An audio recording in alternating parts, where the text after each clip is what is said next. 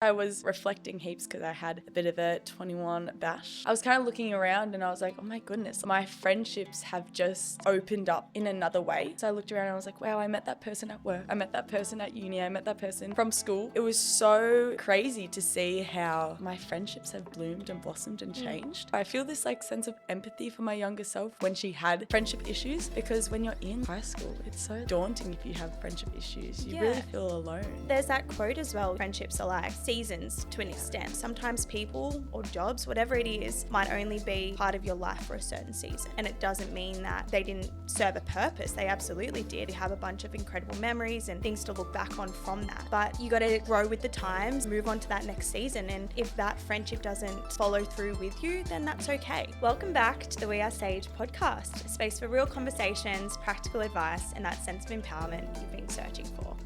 Now, today's episode is going to look a little bit different to our usual. I'm joined by my sister, Abs, as we introduce the first episode of our sister series. It's going to be real, relatable, and a little bit chaotic, just how sisters are. So, Abs, do you want to tell listeners a little bit about what they can expect from our sister series? Yeah, absolutely. I mean, as sisters, we talk about everything and everything in our heads. So it's going to be all chats about trends, what's happening in pop culture, friendships and relationships and life lessons that we've been learning. Just anything we want, really. Yeah, that big sister kind of gossip session. Yeah. We all need. So I thought to start us off, there's a lot happening in the world of trends and pop culture, but in big news, Taylor Swift. She's announced her newest album. She announced it on the 12th of August at 12:12. It's called The Life of a Showgirl. She announced it on her partner's podcast, New Heights, I think it is, Travis Kelce's podcast. Iconic. Big news because she has been kind of teasing it for a while. No one knew when it was coming or what she was doing. And here she is announcing it on her boyfriend's podcast. Crazy. And I mean, like, you say her boyfriend, like he's not the Travis Kelce. Like, that is iconic in itself. But I mean, I'm not like a dedicated Swiftie. I don't like constantly check up on everything. But by what I've seen, she's like planned this for like years and is just absolutely crafted this. Oh man, I saw this tweet and it was like, lucky she's not like a serial killer because she's so smart and intelligent. So calculated. I literally saw a thing on Instagram this morning and it said that if you search Taylor Swift's name on Google, it literally shows like orange confetti appears all over the screen and like fire emojis. Like, what just casual artist gets Google on board with her? She thinks of everything. Yeah. Of everything. Every little detail. Oh my goodness. It's so cool. Also heard this thing. Interesting. Okay. So you know her whole beef with Kanye. Yes. So apparently it's going to be a little bit of a like revenge kind of album. I've heard this is a rumor. But because one of Kanye's albums is The Life of Pablo, I think, and hers is now The Life of a Showgirl. Yeah. Like, when people search The Life of, it's going to pop up with Taylor's stuff instead of his, which is kind of like, Queen. I love her. Queen. I love her. She's just, girl bossing her way. And you know what? You said earlier how she's been planning it for a while. Everyone's coming out now with all the Easter eggs that she's been dropping. Yeah. Like at the end of her Eras tour, the certain door that she walked out of was the colour, bright orange, that is going to be the colour of the new album. Yeah. Outfits that she wore now correlating. People are just putting these puzzle pieces together and I'm like, people are so smart as well. Like, I don't have any thought like that. How are you guys deciphering this? Yeah. It's insane. Oh man. Another one that I thought was right up our alley, another theory, was that obviously the podcast is going to be released on a Wednesday. We all know what Wednesday means. Release day of the Summer I Turned Pretty. Goosebumps. Who Jenny Han uses all Taylor Swift's best songs in her show. And I'm like, surely they're not going to be collaborating on this, but it's cool. It's regardless. Cool. It's cool. It's a fun little thought. Oh my gosh. Let us be a little bit delusional about this. But it is a Wednesday while we're filming this, which means that we are like rushing this podcast to get home so we can watch, because it is the national holiday of the Summer I Turned Pretty Day. Yes, so no one talk to me. No one talk to me. I'm going home. Don't message me. Don't say anything. Okay, I'm so excited. Last week we were promised 90 minutes of Conrad. And although we only got it was like an hour and 10. Yeah, I'm 70 satisfied. minutes. That was 70 minutes of pure bliss, mind you. Yes, that has fed me for the past week. Didn't need anything. Oh my gosh, last week was the best episode of the whole series. Oh my God. Hands down. The peach scene. Abby and I kept we kept pausing it and just kept looking at each other like, oh my God, what is going on? Peach scene, flashback scene, the bloody shopping scene, flower shop Don't even scene. start me. You know what's haunted me though, and actually kept me up at night a little bit, is that irritating little voice, honey, I'm home. We actually paused it and walked. We just did a lap because I needed a break. We needed that after that situation. It was horrid. It was like a intimate moment was just gate crashed. Absolutely. We'll say it now. Why don't we? If you're a Jeremiah fan, see you later. See ya. We will block you in advance. Don't talk to us. No. So we actually want to know, listeners, Team Conrad or Team Jeremiah. I'm sure we'll put a poll somewhere because we're heavily invested. Yes. And we need to know what our listeners feel as well and why. Yeah. Why are you on that team? So also in big news, Abby came home yesterday. I was extremely excited because on TikTok, I was having a little scroll and I came across big news in the Jonas Brothers concert. Yes. They brought out Demi Lovato for some, not just one, but 2 camp rock songs. They said they hadn't been on stage together for over 10 years, 12 years maybe. And she comes on stage and they just absolutely hit out these bangers. And I was just sitting there in my feels. It was so nostalgic. I was like, this is just tearing up. This is my whole childhood. I literally did tear up. I'm pretty sure Mum took a photo of me because I was crying.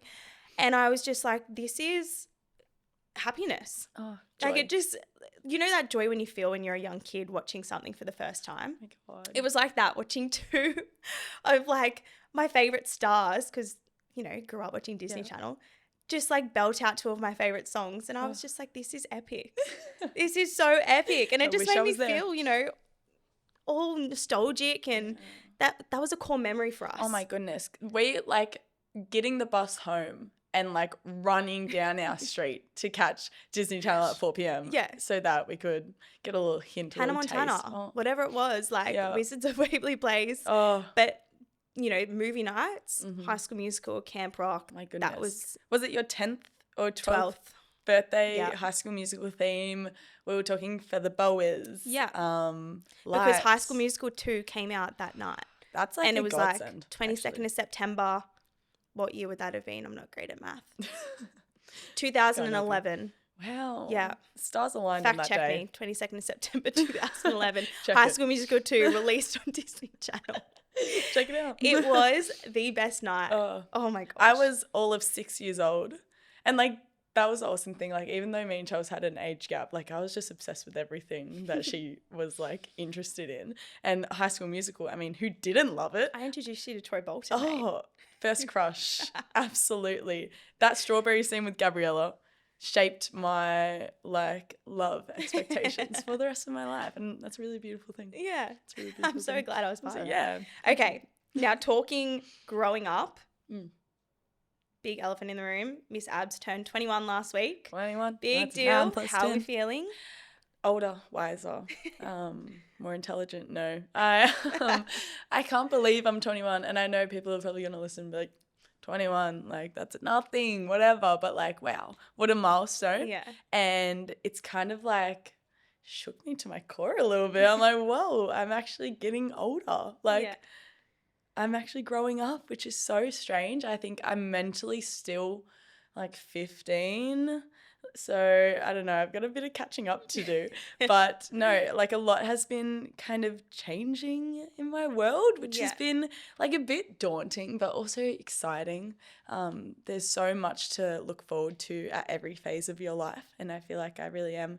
I mean, with Sage and I'm almost on uni and my friendships are growing and changing and my relationships and my outlook on life, I'd say, is continuing to change. So it's a little bit scary, but it's also like, wow, my world is kind of opening up right now. And that's really exciting. But yeah, I guess I was reflecting heaps because I had a bit of a 21 bash last Friday, and I obviously invited a lot of my friends, and I was kind of looking around and I was like, oh my goodness, like my friendships have just opened up in another way. Like I looked at my 18th and it was majority school people and like a couple of friends from here and there, but my 21st, I looked around and I was like, wow, I met that person at work. I met that person at uni. I met that person from school. I met that person in primary school and we reconnected. Yeah. Like, it was so crazy to see how, like, my friendships have bloomed and blossomed and changed.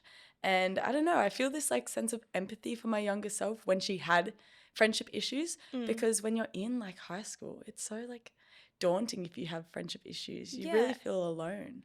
100%.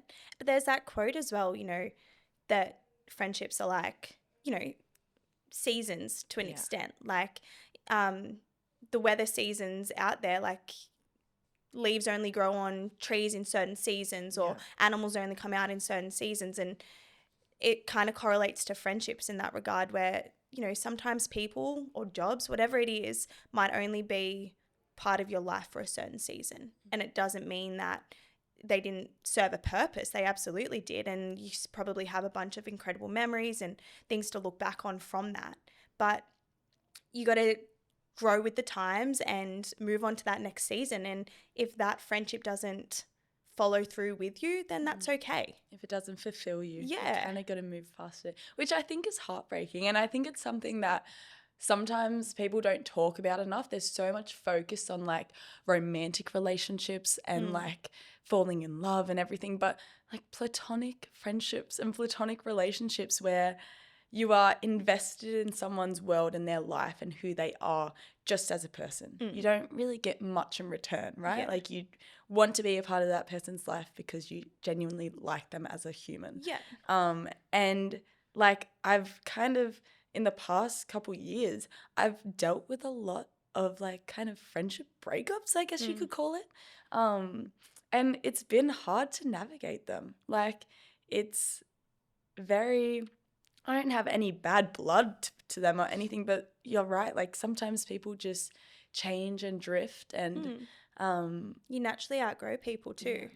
And it's part of life. Yeah. It's part of life. Absolutely. So I think that's a massive thing that you touched on is those, like how to navigate a friendship breakup. And I think the biggest piece of advice that I would give to people is to not dwell on what isn't there anymore. Like focus on the good that you can take from the friendship because I'm sure that person or that experience, you know, taught you something positive that you can take away from it and grow from there as a person.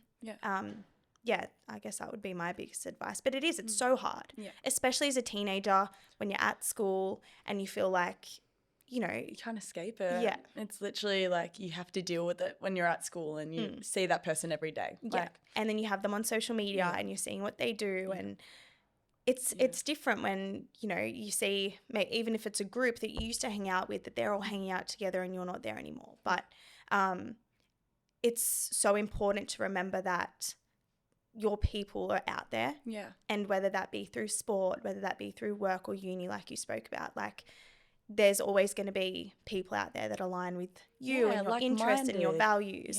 Yeah, I think that's really important. Yeah, and I was having a chat to Mum a couple of days ago about it because I was saying like, wow, it must be really hard for younger girls to sometimes deal with that because like we were kind of on the brink of social media being like constantly documenting things. But she was saying like in high school, like if your friends left you out or went and did something without you, you often didn't even know.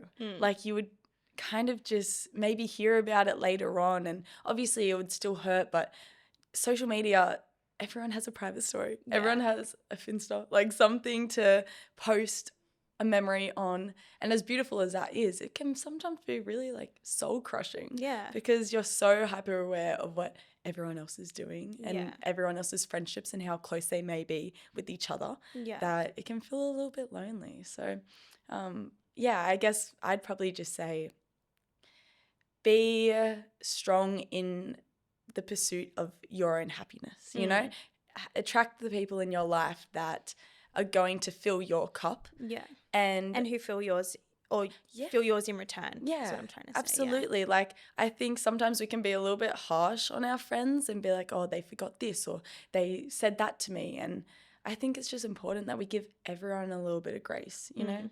Our friendships are going to keep us grounded for our lives, and it's just important to realize that as much as our friends, it's fine to have expectations of them, but you know, they're humans too, and sometimes people are going to make mistakes, and sometimes you won't be with a friend for a couple years and then you'll kind of reignite that friendship later on, and that's okay. Like people, like we said, people change, people grow, and people get better, and sometimes people get worse as friends. So you just kind of got to go with the flow, not expect too much of people, and just embrace that. At the end of the day, everyone's, you know, running their own race. Absolutely. We were going to give a little couple life lessons from both of us to the listeners, because obviously we haven't lived that many years, but we've had enough under our plate to kind of give some friendship advice. We've dealt with different situations kind of over time. And I guess my one would be, and I guess it's something that I've definitely reflected on recently, was sometimes I don't prioritize those platonic friendships. And I've made a real effort probably in the last 6 months to a year to just show gratitude and gratefulness to the friends that are worth your time and your energy and giving a bit of your heart to, you know? I have some beautiful girlfriends in my life that I adore, and I walk away from hanging out with them and I just feel lighter, and I feel I can be 100% myself. And that is such a blessing. And I think it's something that we probably skip over too much. So just show a bit of gratitude to your friends. Show them you love them. Tell them you love them. Yeah.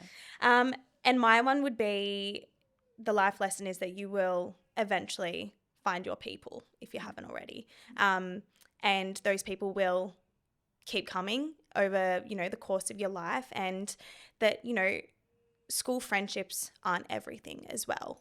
I had an incredible group of girlfriends at school, and I also had an incredible group of girlfriends outside of school through sport and everything else. And over time, you know, interests kind of shift and whatever else, but at the end of the day, you will find people whose interests align with your own.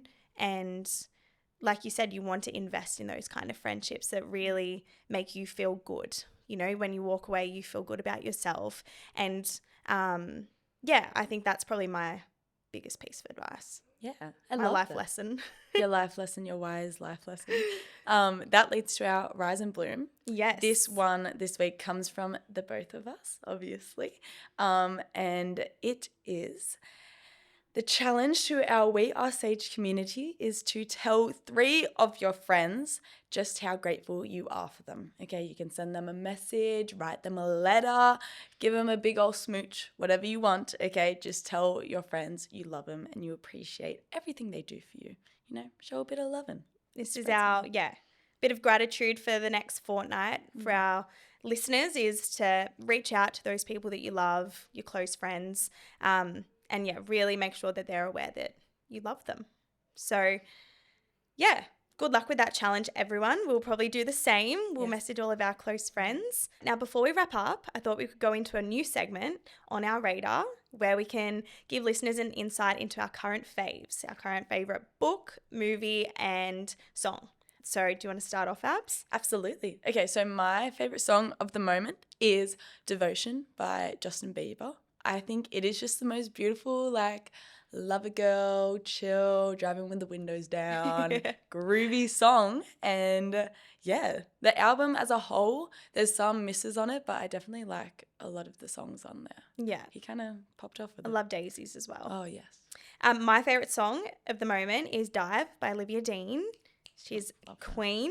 Similar thing, love belting it out in the car. It's such a vibe. That would be my pick. Yes, Olivia Dean is the moment. I'm obsessed with her. She's so funky. If you go and look up her outfits on her tour and stuff, she is amazing. Like chic, gorgeous, Pinterest, everything. A whole So vibe. have a look. We'll go on to movie. Okay, I'm going to get a bit emotional about this one because I cried, and I don't mean like just a tear. Like I bawled my eyes out to this movie. And when I say it, you're probably going to be like, what?